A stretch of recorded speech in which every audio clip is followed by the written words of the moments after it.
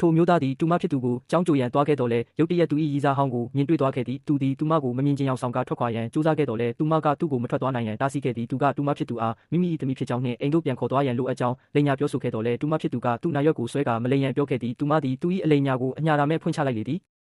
ထို့နောက်တူမသည်ထိုမျိုးသမီးကိုတစ်ဖက်သို့ဆွဲခေါ်သွားပြီးသမီးဦးလေးဖုန်းထဲမှာအန်တီပုံတွေကြီးပဲဟုတိုးတိုးလေးပြောပြခဲ့သည်ထိုစကားကိုကြားပြီးနောက်အမျိုးသမီးသည်ချက်ချင်းပင်ပျော်ရွှင်သွားခဲ့သည်အမှန်တော့သူသည်ကောလိပ်တုန်းကတူမကိုမြင်ချင်းချစ်မိသွားခဲ့ပြီးထိုအချိန်မှစ၍တူမနောက်သို့ပြင်းပြင်းထန်ထန်လိုက်ခဲ့ခြင်းဖြစ်သည်သူကတူမအပေါ်အလွန်ကောင်းမွန်စွာဆက်ဆံခဲ့သောကြောင့်သူတို့နှစ်ဦးသည်တဖြည်းဖြည်းနှင့်ချစ်သူများဖြစ်လာခဲ့ကြသည်သို့သောအမျိုးသမီးမိခင်ကသူတို့၏ဆက်ဆံရေးကိုသဘောမတူခဲ့ပေမိခင်ဖြစ်သူကသူ၏အမဖြစ်သူ၏နာမကျန်းမှုဖြင့်သူ့ကိုချင်းချောက်ခဲ့ပြီးအကယ်၍သူကသမီးဖြစ်သူနှင့်လမ်းကွဲပေးပါကခွဲစိတ်မှုအတွက်ဒေါ်လာ9 သိန်းရရှိမည်ဟုပြောခဲ့သည်ထိုအခါမှသူသည်မိမိနှင့်ရည်စားဖြစ်သူတို့မှလုံးဝခြားနားသောကမ္ဘာနှစ်ခုမှလာကြသူများဖြစ်ကြောင်းနောက်ဆုံးတွင်သဘောပေါက်သွားခဲ့သည်ထို့ကြောင့်သူသည်ပွဲနှင့်တပင်နေ့တွင်တူမနှင့်လမ်းကွဲခဲ့သည်ထိုမျိုးသမီးသည်သူလွှတ်ပစ်လိုက်သောလက်စွပ်ကိုကောက်ယူကာရင်ခွဲမတက်ခံစားခဲ့ရသည်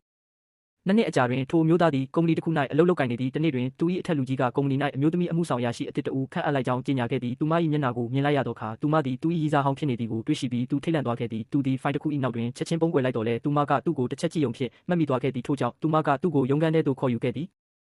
ထိုများလောက်နှစ်တော်ကြာသွားသည့်တိုင်အမျိုးသားသည်သူမအပေါ်ထားသည့်သူ၏ခံစားချက်များကိုမဖုံးကွယ်နိုင်သေးပေသူ့ကိုလမ်းခွဲခဲ့သည့်အတွက်ကလဲစားချေရန်ထိုမျိုးသမီးသည်သူ့အားအလုံများတမင်တကာပို့ပေးခဲ့ပြီးညနေသည့်အထိအလုဆင်းခိုင်းခဲ့သည့်အမျိုးသားသည်စိတ်ပြက်လွန်းသဖြင့်အလုထွက်ချင်ခဲ့တော်လဲသူမဖြစ်သူ၏ကြောင်းလာခအတွက်ငွေရှာရန်လိုအပ်နေသေးသောကြောင့်အောင့်ရဲသည့်ခံခဲ့သည်သူသည်စာရွက်စာတမ်းများကိုကောက်ယူပြီးထွက်ခွာရန်ပြင်ဆင်လိုက်စဉ်အမျိုးသမီးကသူပေးထားခဲ့သောလက်ကောက်ကိုသူအခုထိဝတ်ဆင်ထားဆဲဖြစ်သည်ကိုသတိပြုမိသွားသည်သူသည်သူမအပေါ်ခံစားချက်များရှိနေဆဲဖြစ်ကြောင်းသူမတေချာသွားခဲ့သည်